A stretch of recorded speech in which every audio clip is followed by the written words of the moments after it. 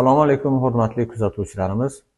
Yana bugun Shayx Sa'diy Sheroziyning Guliston asarlaridagi 7-bob, ya'ni tarbiya borasidagi bobning 3-hikoyatini ko'rib o'tamiz. Marhamat, endi matn bilan tanishamiz.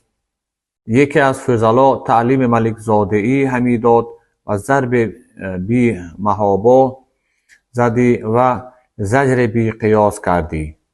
باری پسر بی طاقتی شکایت پیش پدر برد و جامه از تن دردمند برداشت. پدر را دل به هم بر آمد. استاد را گفت که پسران آحاد رعیت را چندین جفا و توبیخ روا نمی داری که فرزند مرا. سبب چیست؟ گفت سبب آنکه سخن اندیشیده باید گفت و حرکت پسندیده کردن، همه خلق را علل عموم و پادشاهان را علل خصوص، به موجب آنکه بر دست و زبان ایشان هرچه رفته شود هر آینه به افواه بگویند و قول و فعل عوام الناس را چندان اعتبار نباشد. اگر صد ناپسند آید ز درویش، رفیقانش یکی از صد ندانند. وگر یک بذله گوید پادشاهی، از اقلیمی به اقلیمی رسانند.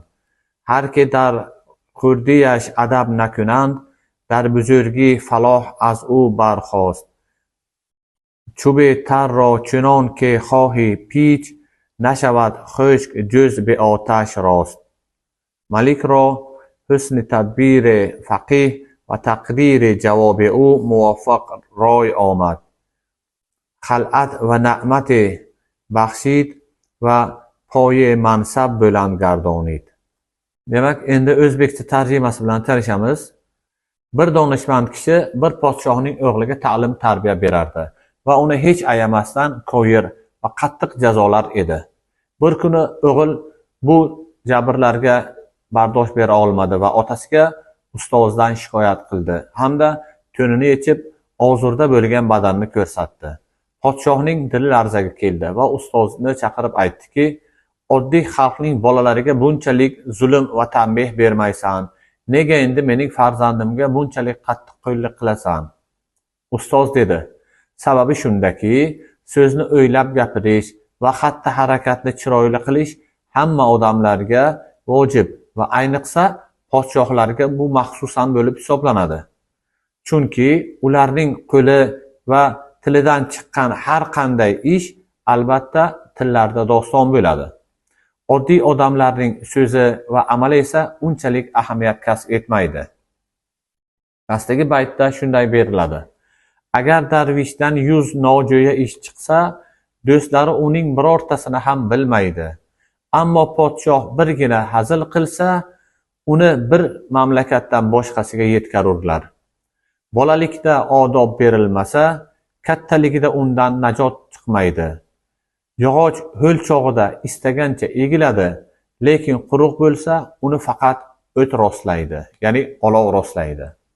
Ushbu bandni, she'rni, hikoyani, gapni eshitgan podshoh ustozdan nihoyatda mamnun bo'ldi va javobini maqtab uni qabul qildi. Unga ko'pgina ne'matlar va liboslar hadya qildi-yu, martabasini yuqori darajaga ko'tardi. Demak, ko'rib turganimizdek, hamma kishi o'zining amali va so'ziga e'tiborli bo'lishi, alal xusus rahbarlar va podshohlar bu borada juda ehtiyot bo'lishlari lozim. Chunki ularning fe'llari va so'zlari nihoyatda tez va keng joyga tarqaydi. Kerakli xulosalarni hamma o'z uchun oldi degan umiddamiz. Obuna bo'lmasdan kuzatayotganlar obuna bo'linglar va pastda o'z fikrlaringizni izohlarda qoldiringlar. Doimo salomat bo'linglar.